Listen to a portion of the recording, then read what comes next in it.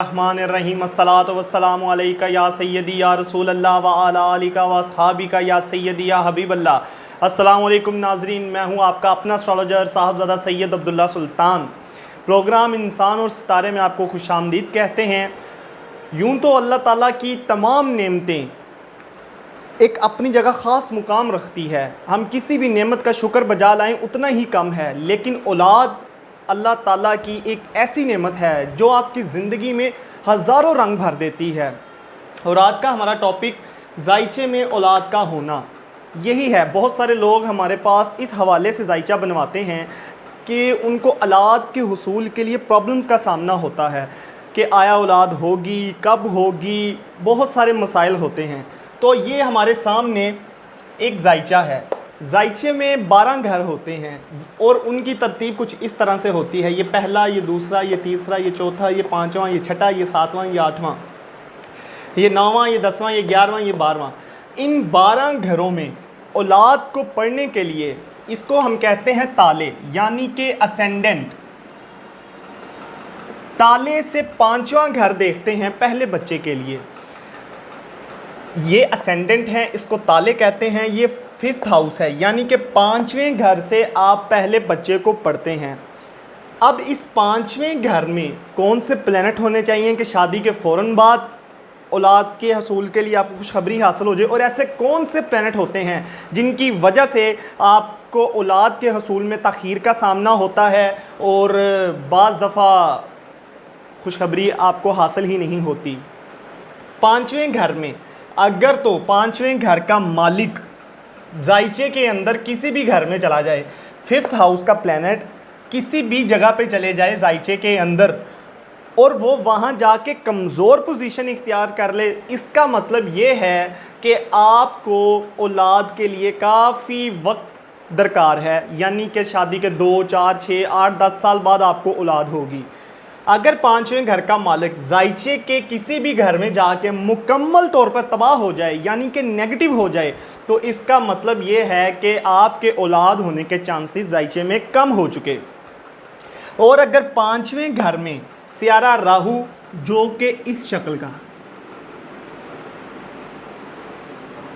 अगर ये प्लैनेट मौजूद हो 5वें घर में, तब भी औलाद के हसूल के लिए आपको प्रॉब्लम का सामना होता है। और अगर ये प्लैनेट मौजूद हो, इसको राहु कहते हैं, इसको केतु कहते हैं।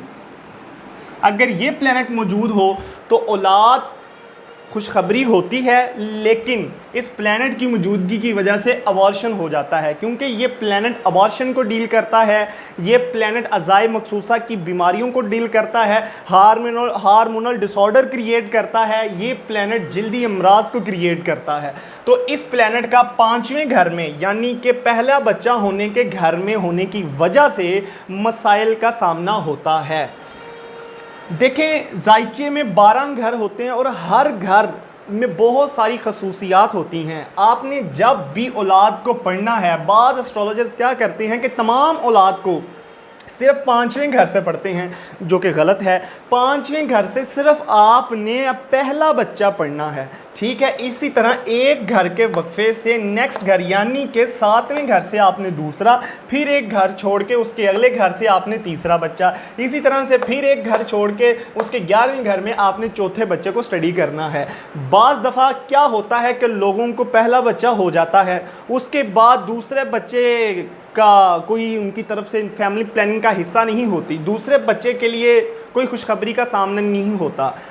अब दूसरे घर में भी क्या ऐसी प्लैनेट्स की कंडीशन हैं जिनकी वजह से ताख़ीर का सामना होता है? ये 2 प्लैनेट्स जो मौजूद हैं, अगर ये मौजूद हों तब भी ताख़ीर हो जाती है। इसके अलावा सैटर्न, जिसको हम जोहल के नाम से जानते हैं, अगर ये हो, इसका काम है चीज़ों को सुस्त रवि का शिकार कर देना।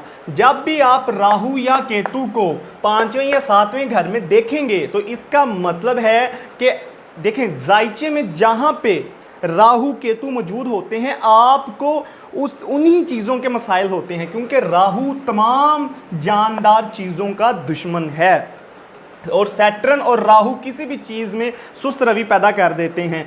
उस हसूल के लिए आप को बहुत मेहनत दरकार होती है, और यही प्लैनेट्स कारण बनते हैं, रीज़न बनते हैं दूसरे बच्चे की ताख़ीर के लिए भी।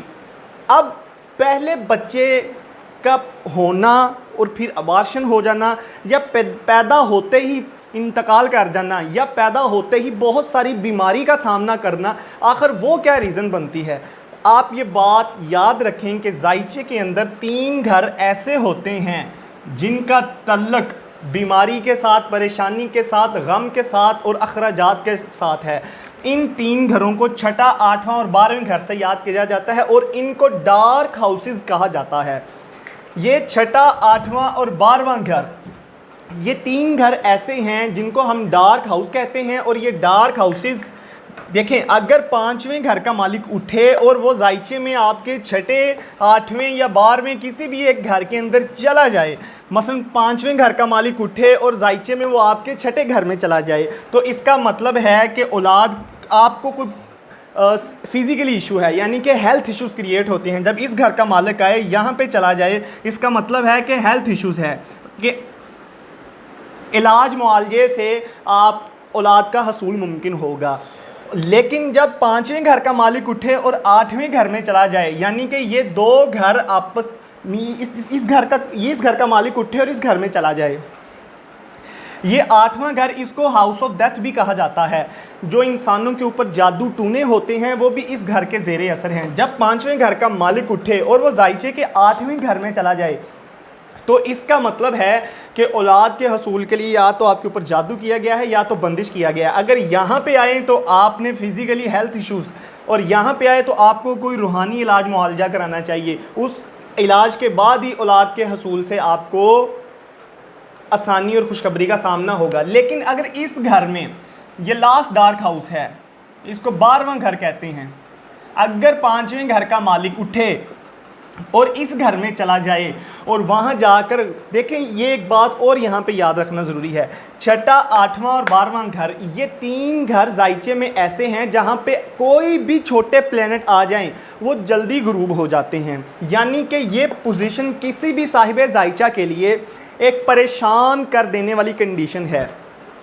और जब 5वें घर का मालिक उठे और वो जायचे के 12वें घर में चली जाए, तो ये पोजीशन भी जादू की वजह से, औलाद का ना होना और मुसलसल इलाज मुआलजे के बावजूद भी औलाद के ना होने को डील करता है।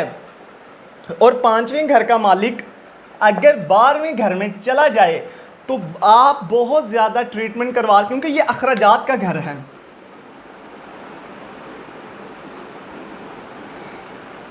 ये अखराजात का घर है।